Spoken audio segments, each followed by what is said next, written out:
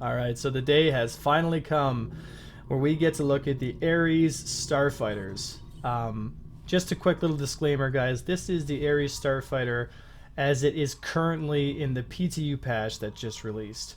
Now, there is a current bug with the ship, so this testing that we're going to see in this video is it's mostly because the ship's brand new, and I think everybody wants to take a look at it, so I'm going to give the people what they want, but I would not consider this any kind of viable combat test for the ship, because 40 Gs of positive acceleration on the main axis is a little much.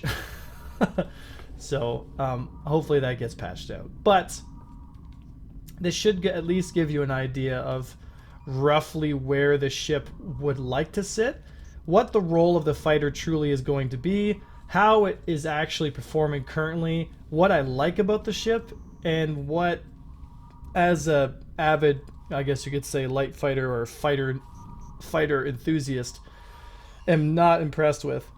But as you can see here, we're going into a lot of strafe patterns here. I'm doing a little pre-nose here against the Inferno, but you can tell the turn rate on this thing I can best describe as, I'm pretty sure a school bus with flat tires could probably turn a little better than this thing could. So in the dogfighting department of turnability, considering the velocity projectile speed of the cannon and the autocannon on the Inferno is 700, which I think everybody on this channel at this point knows. The velocity is way too low to have any kind of meaningful effect against other fighters. Now, the discussion is the ARES Inferno and the ARES Ion are not anti-fighter ships. They are listed as heavy fighters, but I can only describe them as, I don't know, bombers with guns. Because if you consider these things to be heavy fighters, the word fighter, you assume, has some ability to be able to dogfight, but this thing just simply does not have that ability. You can see a lot of times we're just taking jousting runs. I'm trying my best to pre-nose, but again, with the 40 Gs of acceleration, you can tell this fight, you know, the best thing we could do is put the Benny Hill theme and watch these two ships try to fight each other. It's like watching paint dry. It's it's absolutely miserable.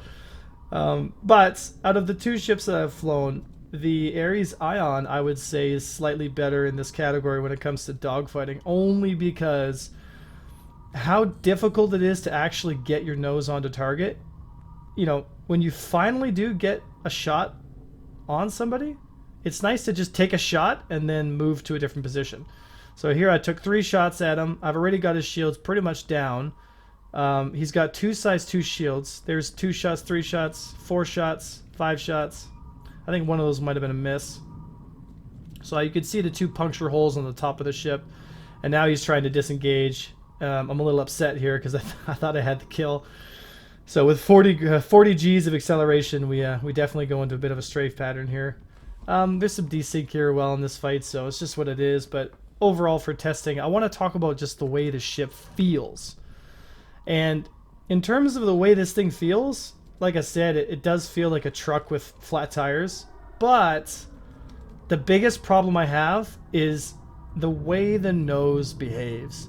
So making really fine adjustment shots. Now notice how even my pip is like wobbling, but it's swaying on the point. It's swaying up and down. It's kind of swaying, and I believe it or not, guys, I am being as absolutely fine controlled as I possibly can here. I mean, it is quite a chore to get any kind of meaningful damage on these things. So I finally get him here as I'm in the chase. You can see he tries to go positive on the inversion here, and boop, got him finally with his shields down after 3 or 4 minutes of constantly trying to get a shot on him. But this thing is an interesting fighter, and here's why.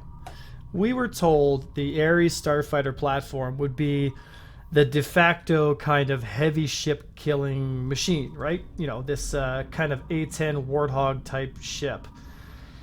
And, you know, when you look at it, it's like, okay, maybe if I've got a constellation that I, you know, absolutely positively just have to kill yesterday, maybe it's nice to bring an ARES out and, you know, drop the hammer. And yes, it is only one pilot, so the damage per person, I guess you could say, like, you know, you could have a Hurricane, which takes 2 people, or you could have an ARES Starfighter and have 2 of them. And obviously 2 ARES Starfighters is going to do a hell of a lot more damage than a Hurricane. But I think of it more on a tactical situation that I think every ship should be able to defend themselves. You don't have to be a star dogfighter.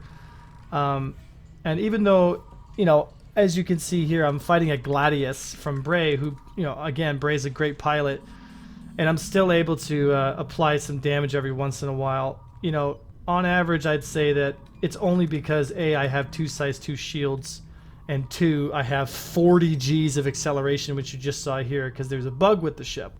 But after that gets patched away, it's going to be much more difficult for me to actually engage anything smaller than, well, myself, right? So you got to ask the question, okay, if I can fly this thing, right, but I can also use the Aegis Eclipse. So my question is, the Eclipse, I find personally, is a better platform for doing what the job entails. I mean, if you're looking at a bunch of ARES Starfighters to take out an Idris, I mean, you've got to assume the Idris has a fighter screen. You've got to assume that they've, you know, I'm not talking NPCs, I'm talking player ships, right? Because I look at everything through a PvP lens.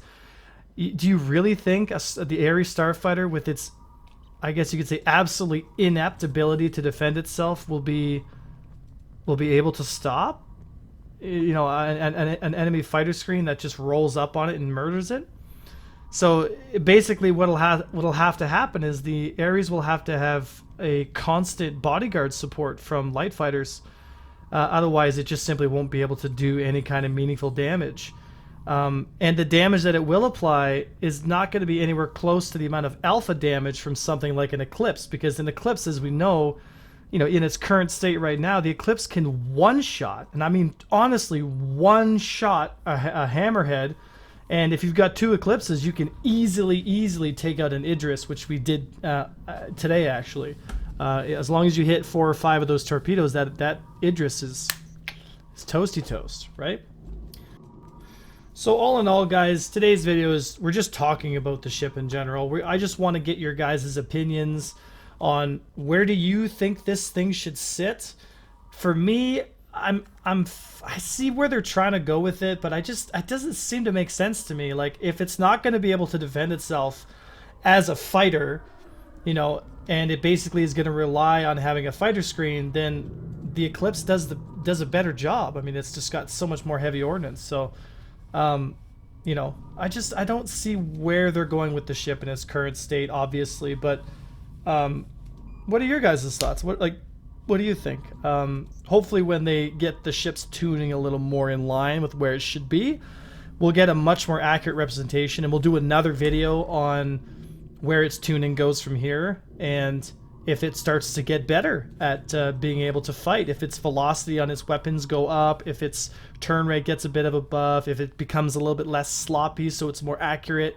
Who knows, right? But all I can do is give you my opinion on stuff, guys, and tell you what's working right now, what we have, what's boots on the ground feel like, and then we'll go from there. Thank you so much, guys, for watching. I hope you enjoyed the video today, and I will see you in the next video.